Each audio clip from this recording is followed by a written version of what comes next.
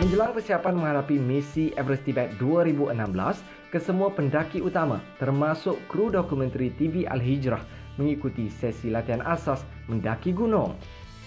Selain meningkatkan ketahanan badan, aktiviti ini juga boleh membantu hilangkan gayat.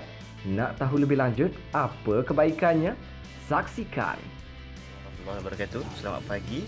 Hari ini kita akan tengok kepada rock climbing, yang mana satu aktiviti yang sesuai untuk mendaki. Sinonim dengan pendakian ais. Kalau ais kita pakai ice climbing, yang ni kita pakai rock climbing.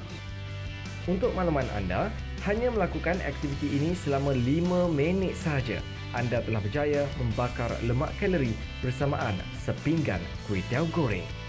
Safety is number one. Jadi yang pertama sekali kita tengok kepada equipment kita. Kita ada harness. Kalau bahasa Melayu ni dia panggil abah-abah. Harness adalah gabungan badan dengan satu peralatan yang mana untuk menampung berat badan kita di atas sana sekiranya kita jatuh, untuk kita naik dan sebagainya. Aktiviti mendaki ini mempunyai banyak manfaat selain kesihatan. Antaranya, ia mengeratkan lagi nilai persahabatan, meningkatkan semangat juang.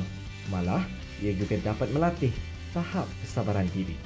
Helmet, harness, kasut, ada belaya, komunikasi berlaku, kita start climb dan semoga berjaya.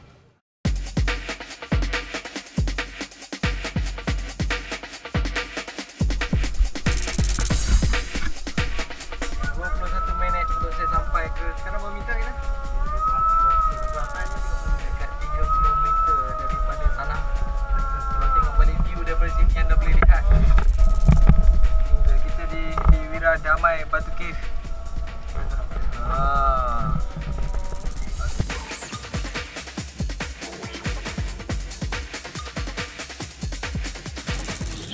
Alhamdulillah. Inilah dia latihan untuk hari ini menjelang Everest.